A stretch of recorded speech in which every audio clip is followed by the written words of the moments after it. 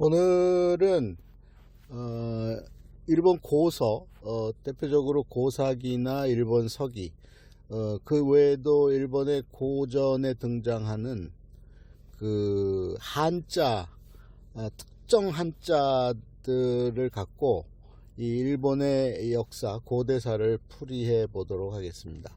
특히 고사기 일본 서기에는 암호화되어 있는 한자들이 들어있어요. 그래서 그것만 찝어서 요약해서 말씀을 드려보도록 하겠습니다. 일단 고사기나 일본 서기를 집필한 사람들이 한결같이 백제 출신이고, 그리고 그 이전에는 가야 출신의 후손들이기 때문에 그들 나름대로 그 자신들의 조상의 국가와 인물들에 대한 표현을 한자로 남겨놓았습니다. 그래서 그것을 판독하는 요령을 제가 알려드리는 거예요. 일단 삼국시대를 지나서 이제 한반도에는 이제 통일 왕국 시대인 신라의 시대가 오고, 그리고 일본 땅에서는 새로운 국가 체계인 일본국이라고 하는 나라가 700년대부터 가동이 됩니다. 그러니까 그 이전에 있었던 이야기들을 책으로 썼는데 그 책 속에 암호를 심어놨다 이 말이에요. 자, 일단은 삼국시대니까 고구려 백제 신라 이렇게 생각하는데 사실은 사국체제로 봐야 돼요. 가야가 있습니다. 가야. 이 잊혀진 연맹국가인 가야에 대한 새로운 해석과 함께 조명이 필요한데, 일본 땅에 유독 가야의 흔적이 훨씬 더 많습니다. 한반도에서 찾아지는 가야도 있지만 일본 열도 땅에서 찾아지는 가야의 흔적이 너무 많습니다. 그래서 그것을 설명을 해볼게요. 고전에서 등장하는 암호화되어 있는 한반도의 고대 국가들. 자, 일단은 일본 열도를 통괄 지배하게 되는 가장 오래 지배한 국가는 백제입니다.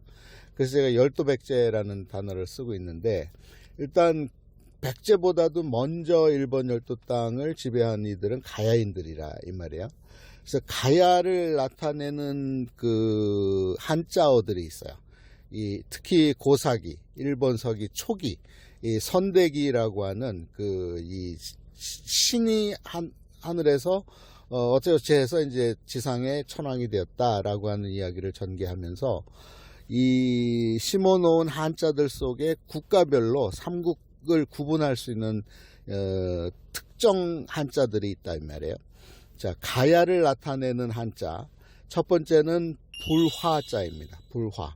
이 불화자는 어디에 많이 등장하냐면 규슈 지역에서 많이 등장을 하는데, 이 불화자가 들어가면 가야이구나. 왜냐하면 가야의 특징은 불의 나라야. 불의 나라이기 때문에 거기에서 나온 두 가지의 기술. 첫 번째는 철기 제조 기술. 철기, 다시 말해서 무기, 그리고 농기구, 그리고 각종 철제 기구들을 만들어내는 기술이 가야에는 있었고, 불을 이용한 거죠. 뜨거운 불을 이용한 거죠. 그리고 또 불을 이용해서 만드는 게 뭐냐면 토기 제작 기술이 있어요. 토기. 근데 토기도 초기에 있었던 연질 토기, 던지면 깨지는 토기 시대에서 이 가야인들이 고안해낸 것이 더 높은 열로 가열해서 만든 경질 토기, 던져도 안 깨지는 토기, 스에끼라고 하는 그 토기를 만드는 제작 기술이 있었기 때문에 그 두 가지 공히, 철기와 토기의 핵심은 불입니다. 그래서 일본 열도에 넘어가서도 이제 권력을 쥐게 되는데, 그 사람들의 또 그 지역에 또 그 어떤 현상에 등등에 나타나는 한자에서 만약에 불화자가 보인다, 그러면 요거는 가야와 연관이 되는구나, 이렇게 연상하면 돼요. 가야와 연관이 되는구나. 또 하나 있습니다. 가야와 연관되는 한자, 풍자가 있습니다. 풍요롭다 할 때 풍자. 이거는 왜 등장하냐면 초기 이 일본 이제 정권, 일본을 지배하는 사람들 속에 이 모계 혈통에 이제 가야인들이 들어가기 시작해서 결국은 이 일본 열도가 탄생하는 과정에까지도 이제 이 가야인들의 후손들의 이제 피가 녹아져 있는데, 그 풍자가 특히 어디 등장하냐면 큐슈 지역 그리고 혼슈로 넘어오는 지역에 풍자가 등장해요.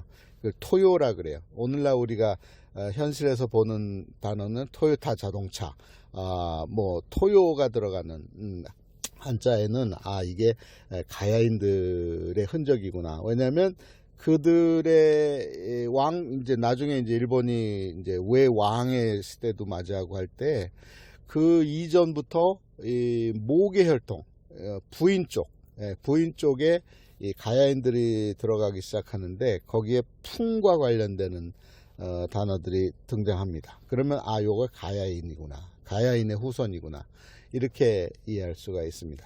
가야와 연관되는 건 또 뭐가 있냐면, 검과 관련되는, 이건 철제기술하고 연결되는 건데, 검과 관련되어서 무슨 뭐 굉장히 우수한 칼들 있잖아요. 검, 예를 들어서 칠지도라든가, 그 다음에 또 이 큐슈 지역에서 발견된 검, 에타후나야마 고분에서 나오는 검, 또 저 동북지방에서 나오는 검, 이런 검들은 검들 속에는 가야인들의 흔적이 심겨져 있습니다. 그래서 우수한 아주 특이한 검들이 등장하거나, 특이한 방패가 등장하거나, 또 특이한 이 구리 거울, 동경, 그리고 이런 것들이 등장할 때에는 이거 가야인하고 연관이 있겠구나, 이렇게 연상하면 돼요. 그러니까 만약에 고분이 발견되었다, 무덤이 발견되었다, 그런데 거기에서 특이한 형태의 검이 나왔다, 사행검이 나왔다, 또 특이한 형태의 그 동경이 나왔다, 또 경질화되어 있는 토기가 나왔다, 그러면 요거는 가야인이 묻혀있는 매장자, 피장자가 이 가야인의 후손이거나 가야인과 연결되어 있겠구나 라고 어렴풋이 짐작할 수가 있습니다. 더 있는데 이야기하다가 생각나면 되돌아오겠습니다. 자, 다음은 백제. 백제와 관련되는 단어는요, 날일자요. 날일, 태양. 원래 가야가 태양을 섬기는 그 민족이에요. 그러니까 사실은 이제 한반도에 살았던 모든 사람들은 1월 성신이라 그래서 이제 천신, 하늘에 대한 제사를 지내던 것이 기본이었는데, 그 중에서도 이제 태양을 가장 강조한 나라는 백제입니다. 초기에는 가야였는데, 가야는 이제 모계 혈통으로 그 전면에 나서질 못하기 때문에 이제 백제가 이제 권력을 쥐게 되는 게 이제 300년대부터 권력을 쥐게 되는데, 300년대 중반 이후에, 그런데 그들이 강조한 단어는 날일이에요. 날일, 태양이에요. 태양. 그래서 만약에 날일자가 등장하는 사람, 지명, 인명, 그 다음에 어떤 사건 등이 등장하면 요거는 백제하고 관련이 있겠구나. 대표적인 단어가 일본이라고 하는 한자예요. 일본이라고 하는 국가명으로서 일본이 아니고 그냥 보통 명사로서 일본이 등장하면 그거는 우리가 생각하는 재팬이 아닙니다. 우리가 생각하는 재팬은 언제부터냐면 701년부터요. 그러니까 701년 이전의 문서나 어떤 뭐 고분이나 뭐 묘지석이나 또는 검에 이런 또는 무슨 비석에 일본이란 단어가 나오면 그건 백제입니다. 백제. 뜻은 태양을 섬기는 십제가 세운 큰 나라 란 뜻이에요. 백제는. 일본이란 뜻은 태양을 섬기는 십제가 세운 큰 나라를 백제인데, 그것을 한자로 풀이하면 보면 눈에는 일본으로 보여요. 그러니까 일본으로 보였다고 해서 그게 지금의 재팬이냐? 아니라, 700년대 이전은 백제가 일본으로 표시가 됩니다.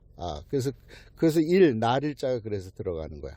그래서 이 일본 서기나 고직기에서 이제 특히 일본 서기를 보면 일본의 고대 역사를 이 일본 서기가 완성되는 720년, 20년 이전 것을 쭉 나열하면서 3기로 구분해 놓고 있어요. 의도적으로 됐든 아니면 나중에 후대가 그것을 판단했던 관계없이 그냥 보면 아, 요때까지 1기겠구나, 여기는 2기겠구나, 여기는 3기구나 라는 걸 알 수 있어요. 그 1기가 끝나는 지점이 언제냐면 300년대 말이에요. 300년대 말에 1기가 끝나는데, 그때는 어떤 시대냐면 난립되어 있는 지배자들이 난립되어 있는 시기예요. 그 시기에 그 백제 입장에서는 위임 통치의 시기, 다시 말해서 담노제를 이용해서 통치자들을 보냈던 시기 또는 임명했던 시기. 그렇지만 이 일본 열도 땅에서는 그거 담노 말고도 수많은 이 지방 세력들이 권력을 갖고 있었던 이 권력이 난립되어 있던 시기인데, 그거를 나중에 일본 서기를 쓰면서 만들면서 통일해서 일시기로 묶어버리면서 거기다가 날일자를 대부분 집어넣었어요. 그래서 날일자가 등장해서 거기서 이제 더 발전해서 히꼬라는 단어가 나오면 아, 요거는 일기 시기고 백제가 완전히 지배하지 못했던 정권이 난립되어 있었던 위임 통치의 시기구나 라는 것을 알 수가 있어요. 그리고 그 시기에 특징적으로 나타나는 또 다른 한자들이 몇 개가 있어요. 첫 번째는 다리 족자예요. 발족자, 족. 그리고 또 하나는 뿌리 근자예요. 뿌리 근. 요런 것이 나오면 뜻이 뭐냐면 또 아들 자자가 나오면 이제 아들 자에서 선명해지는데 누구누구의 자손 또는 누구누구에게서 나왔다 또는 어디 출신이다 이런 뜻이야. 뿌리 근자나 아들 자자나 또 다리 족자가 나오면, 그리고 날일자가 나오면 아, 요거 일기시대, 일본 고대사에서 일기시대의 인물들이고 그때의 이야기고 상황들이고 지명이구나, 이렇게 알 수가 있는 거죠. 근데 이제 2기로 들어오면 2기는 언제냐면 300년대 말부터거든요. 서서히 300년대 중반부터 뭐가 등장하냐면 한자 중에 별자가 등장합니다. 별개로 할 때 그 별자요. 그걸 와께라고 읽는데, 이 와께는 언제든 뜻은 뭐냐면 지배자란 뜻입니다. 지배자란 뜻인데 이게 언제부터 등장하냐면 300년대 말부터 그 이전에 있었던 그 어원은, 그 전의 어원은 다른 용어로 확거, 획기, 혁거, 이게 다 같은 말이에요. 혁거세 할 때 혁거, 획기, 확고, 이게 등장하면 그게 이제 나중에 와께로 바뀌는데, 그게 한자로는 별로 써 있어요. 그리고 그게 조금 지나면은 무로 바뀝니다. 다케로 바뀝니다. 다케, 발음이 확거에서 와께로 바뀌고 다케로 바뀌어요. 그게 언제 시기냐면 이 시기에 등장해요. 이 시기라 하면 300년대 말부터 500년이 되기 전 400년대, 대부분은 이제 그 시기야. 400년대 언저리를 보면 400년대 약간 앞쪽, 400년대 약간 뒤쪽, 이때는 와께라는 별자가 등장하면 어떤 지명에서 또는 인명에서 또는 어떤 직함에서 이 별자가 등장하면 아, 요거는 백제와 관련되는데, 백제와 관련되긴 하는데 요 시기 400년대 언저리의 지배자구나 라고 이해할 수가 있는 거죠. 그게 이제 다케로 등장하면 그때부터는 이제 일본 사람들이 좋아하는 다케가 나오기 시작합니다. 자, 그건 백제와 관련되는, 그 다음에 3기가 언제냐면 3기가 이제 그 이후에 500년대예요. 500, 600년대인데 두 100년 기간이에요. 500년대와 600년대 기간에 특징적으로 나타나는 것은 500년대 초반에는 여전히 그 별자가 나타나요. 와께가 등장을 해요. 다케도 등장합니다. 그런데 많이 등장하는 게 하늘천자가 등장해요.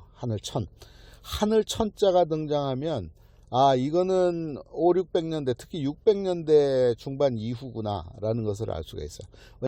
그래서 이제 500년대, 600년대에는 이 앞에서 일시기에 나타났던 날일자나 이것보다는 하늘천자가 등장하고, 그 하늘천자에는 신라하고 연관이 돼요. 신라.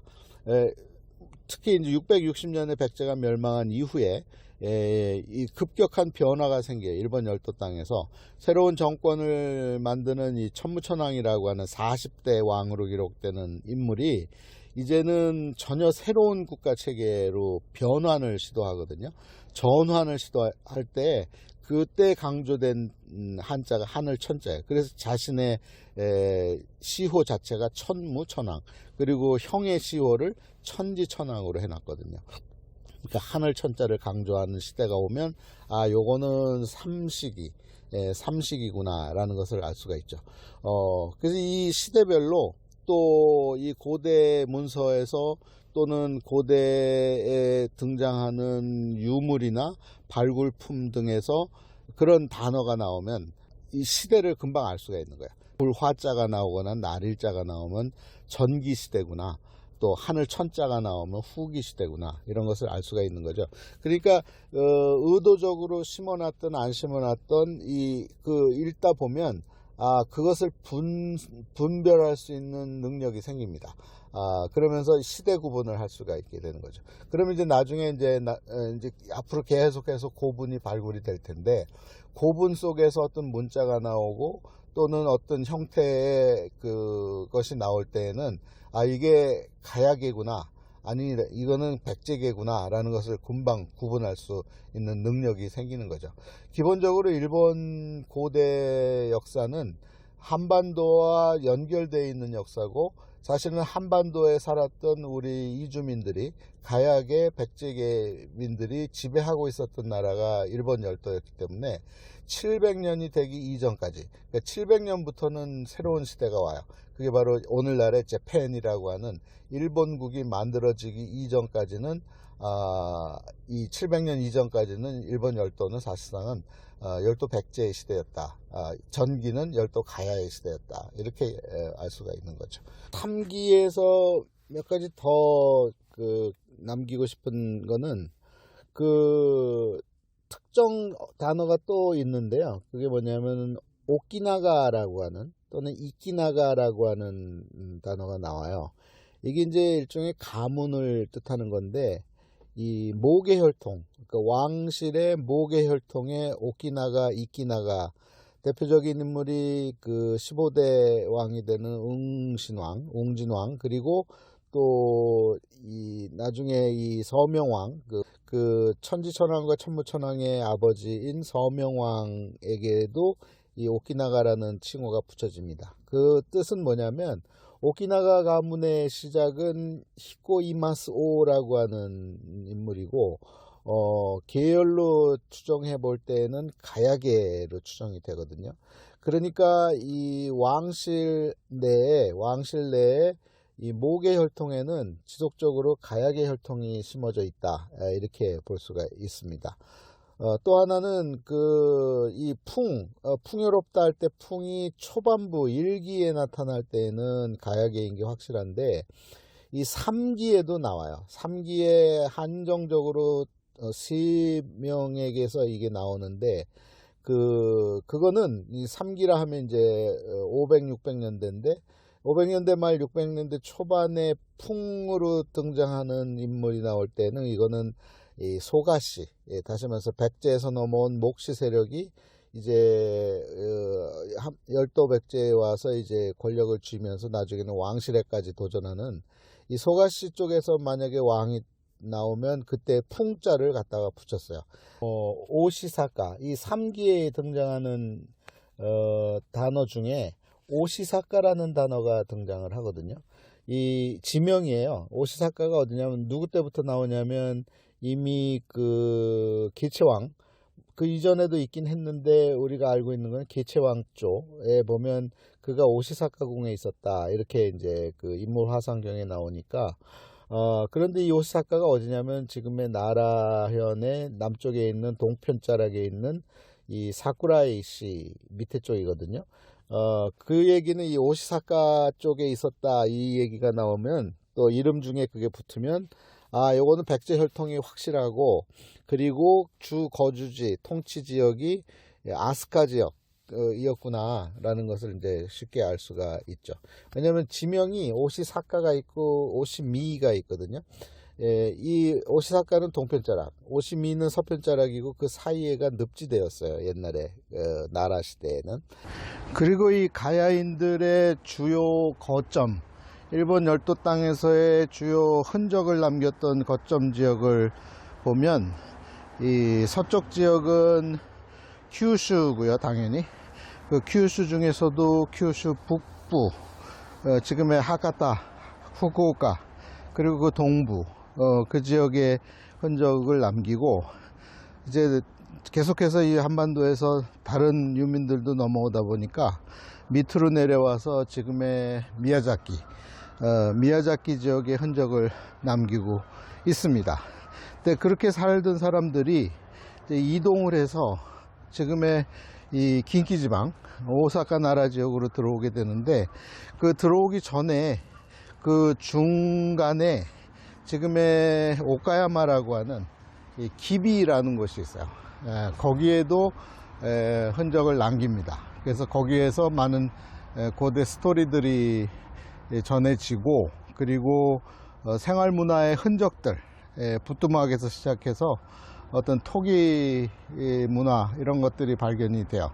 초기에 가야인들이 많이 넘어왔기 때문에 그것이 한 그룹이 되고, 그 다음에 두 번째, 그보다 좀 더 앞선 시기에 이즈모 지역, 지금의 시마네현, 도토리, 이 지역에서 살던 가야인들, 그리고 그들이 이제 남하에서 동일하게 지금의 오사카 나라 지역으로 내려오고 와서 살게 되거든요.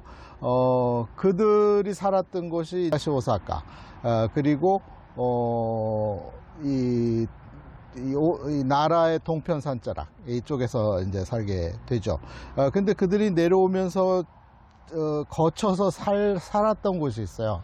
그게 어디냐면 지금의 비와호, 시가현이 있는 그 비와호, 일본에서 가장 크다고 하는 호수 주변인데, 호수도 워낙 크다 보니까 주로 어디냐면 초기에는 이 남단 오츠라고 하는 곳이 있고, 그리고 양쪽으로 서편 중앙 지역에 지금 다카시마라는 곳이 있는데 그 지역, 그리고 반대편에 히코네라고 하는 지역과 오미 하치망이라는 지역, 이 일대에 퍼져서 이 가야인들이 살았던 것으로, 그래서 그쪽에서 유물들이 나오고 있습니다. 그래서 가야인들이 일단은 일본 열도 땅에서는 가장 초기에 자리를 잡고 살았고, 이제 400년대가 되면서 300년대 중반 이후에 이제 반도 백제 세력이 넘어오면서, 반도 백제 세력은 광범위하게 다 흔적을 남기는데, 초기부터 살았던 가야인들과 마찬가지로 초기부터 살았던 백제인들은 지금의 큐슈 서쪽, 북서쪽, 그리고 중앙 지역까지 내려오게 되죠. 그렇게 살았던 백제인들도 이제 마찬가지로 이 삶의 중심이 대도시인 오사카 나라로 이제 귀결이 되다 보니까 그들 또한 이 흔적을 중간중간에 기비 지역에도 남기고, 나중에 이들이 백제인들 또한 오사카 나라 지역에 들어와서 살 때 이 나라 분지를 중심으로 봤을 때에는 이미 동편 자락에는 가야인들과 그 후손들이 살고 있었기 때문에 이 나라 분지 서쪽을 주로 중심으로, 그래서 이 호족 세력 중에 가장 강력한 호족이 되는 소가씨는 이 서쪽 지역에서 살게 돼요. 그래서 지명이 이제 우네비야마라고 하는 산이 있는데, 거기가 결국은 이제 소가씨의 소가 가문이 마지막을 끝을 보게 되는 지역이거든요. 우네비야마 쪽. 그리고 이 가야인들은 반대 자락인 가구야마 이쪽에서 이제 살게 되는 거죠. 서로 대치하는 거죠.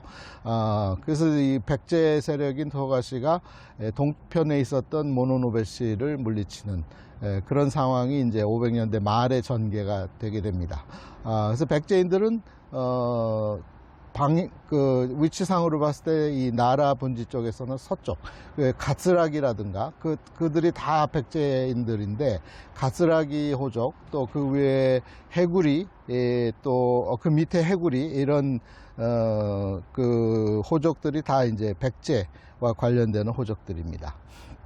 그래서 이제 열도 백제에 와서도 가야하고 백제는 서로 사는 방식과 그 추구하는 바가 서로 달랐다라는 것을 알 수가 있는 거죠. 그래서 이 열도 백제는 가야 백제에 의해서 개척된 야마토 정권의 나라였다. 이렇게 정리를 하도록 하겠습니다.